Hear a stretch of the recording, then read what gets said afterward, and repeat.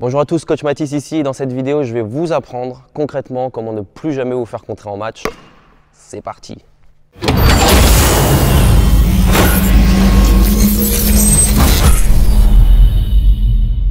Je suis sûr que ça vous est déjà arrivé en match où on arrive, on est en contre-attaque, on est chaud, on est dans le sprint, mais on voit au coin de l'œil qu'il y a un petit poste 3, un petit poste 4 là, qui court plus vite que nous et qui va aller nous contrer quand on va entamer le double pas. Et moi en tant que joueur, ça m'était arrivé énormément de fois. De 1 parce que je suis pas très athlétique et de 2 parce que je suis un joueur qui est finalement pas très grand, je fais un peu moins d'1m80. Donc voilà, ça m'était arrivé souvent et à l'époque où j'étais joueur, je me suis posé la question, j'ai demandé à mes entraîneurs qu'est-ce qui faisait que je me faisais contrer à chaque fois et on me donnait des conseils tous plutôt bon, mais qui n'était pas forcément adapté à mon jeu et qui n'était pas forcément adapté à toutes les situations. Donc ce que j'ai fait en tant que basketteur, c'est que j'ai regardé toutes les top 10 de contres qu'on peut trouver sur internet et je suis arrivé à trouver un point faible sur les contres et arriver à contourner ce point faible là pour pouvoir tourner ça à votre avantage et ne plus jamais vous faire contrer. On va ici pouvoir parler de ça. Je vais vous expliquer 3 petites choses pour éviter de vous faire contrer. C'est parti.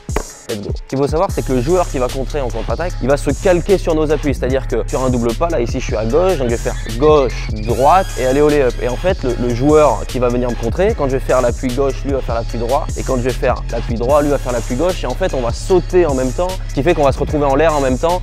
Et à ce jeu-là, si on est moins athlétique, on est forcément perdu. Plutôt que de faire du gris-gris en l'air, on va plutôt faire quelque chose de praticable sur ça et pouvoir un peu contourner cette idée-là.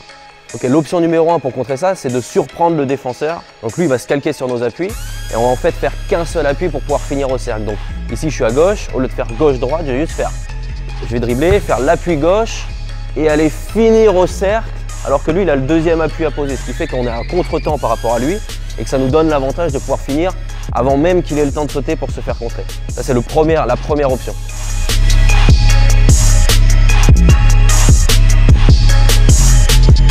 La deuxième option, c'est d'essayer de surprendre le défenseur toujours de la même façon, mais cette fois-ci en coupant l'angle du double pas. Je m'explique. Quand on arrive ici, ok, là c'est une ligne droite, et si on coupe du coup cette ligne droite pour créer un angle, ok, ça peut être par exemple arriver à poser l'appui ici, faire un reverse pour aller finir à l'opposé.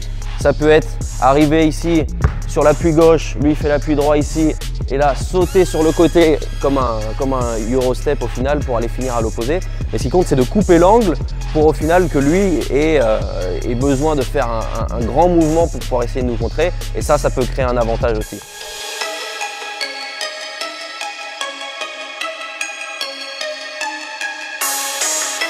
Et le dernier, c'est le moins évident de tous, c'est en fait de poser le ballon à l'opposé de l'endroit où se trouve le joueur.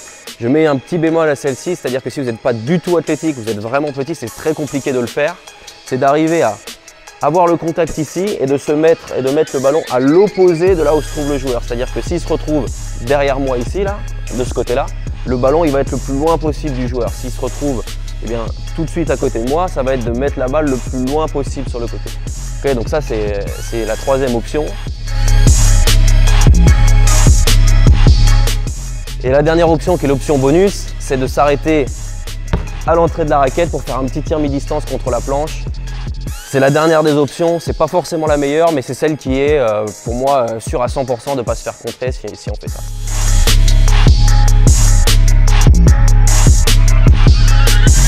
Ok, c'était coach Mathis ici, on a vu comment ne plus jamais se faire contrer en match. J'espère que vous allez pouvoir ajouter ces petites choses à votre jeu et que ça va pouvoir être bénéfique pour vous.